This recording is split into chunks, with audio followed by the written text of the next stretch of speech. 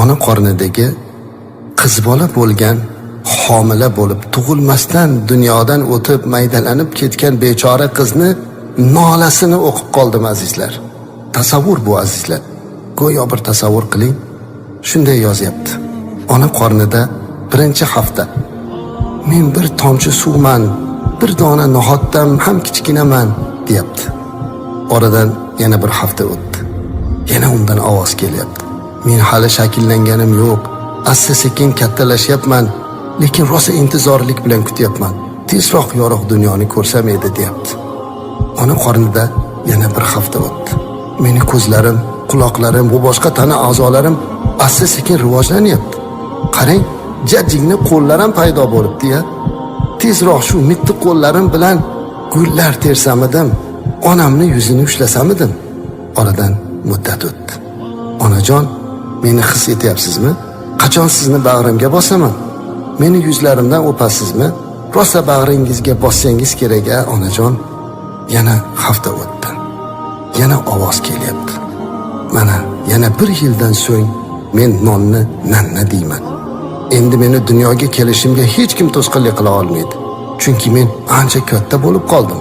Ota-onam bilsalar rosa xursand bo'ladi. Sizlarni rosa ko'rgim kelyapti. Yana muddat o'tdi. Ovoz eshitilyapti ona qornidan. Onajon, otajon, sizlarga bir sirni ochaymi? Men qiz bo'laman. Katta bo'lsam, iboli, hayoli qiz bo'laman. Otajon, sizni do'zaxdan to'sib qoladigan pardangiz bo'laman. Tezroq onajonimni allalarini eshitgim kelyapti-ya. Tezroq tug'ilsam u onamga go'zal qiz bo'lib, yuzlariga tabassum olib kelsam. Yana kunlar o'tdi. Ovoz eshitilyapti ona qornidan. Bugun onam doktorga bordi. Rosa sevingan bo'lsangiz kerak-a, onajon. Yaqinda meni qo'lingizga olib erkalatasiz. Oradan muddat o'tdi. Ota-onam hali ham meni qiz ekanligimni bilishmaydi. Balki o'g'il yoki egizak kutishayotgandir. Lekin ularga qiz bo'lib tug'ilsam, shu qadar xursand bo'lib ketsalar kerak. Oyimga o'xsharmikinman yoki dadajonimni onasiga o'xsharmikinman? Yo'q, onamga o'xshayman. Ko'zlari charoz, qora qosh bo'lsam kerak. Oradan hafta o'tdi.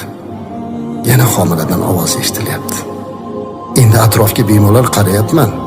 Faqat nimagadir qop-qorong'u joydaman. Baribir baxtiyorman. Oz qoldi. Ko'zlarim dunyo yuzini ko'radi. Oradan hafta o'tdi. Onajonimni qalb urishini sezyapman. Onamning yuraklari menga urilyapti. Onajon, siz ham meni sezib turibsizmi? Yuragingiz bilan yuragimni urishi barobar bo'layotganini bilyapsizmi? Tezroq dunyoga kelmoqni va bag'ringizda uxlamoqni istayman. Siz ham meni tezroq tug'ilishimni istayapsizmi, onajon? Yuzlarimdan o'pib erkalatgiz kelyaptimi? Oradan hafta o'tdi. Onajonim doktorga keldilar. Doktor bilan nimalardir gaplashyapti-ya. Birdan qo'rqib ketdim. Voy, nimalar deyapsiz, onajon? Onajon, unday qilmang. Axir meni rizqimni Alloh beradi. Bu yoqdan xavotirlanmang. Alloh har bir bandani rizqini va'dasini bergan. Meni rizqimni ham Alloh beradi. Xavotir olmang. Oradan yana bir hafta o'tdi. Onam yig'layaptimi? Dadam nega baqiryapti? Nega men doktordaman? Ona nima bo'lyapti? Hali erta edi-ku tug'ilishimga. Nega meni qo'llarim birdan og'rishni boshladi? Nega vujudim g'alati bo'lib ketdi? Voy badanim, nima uchun hamma yo'g'im og'riyapti? Juda qattiq og'riyapti. Onajon, og'riyapti. Yurak to'xtadi.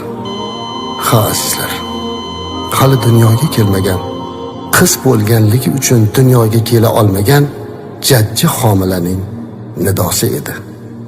Allohdan qo'rqing. Qiz bo'lganligi uchun bolangizni nobud qilmang. Alloh hammamizga insof, tavfiq, muhabbat, farzandlarga bo'lgan mehr oqibatimizni ziyoda qilsin.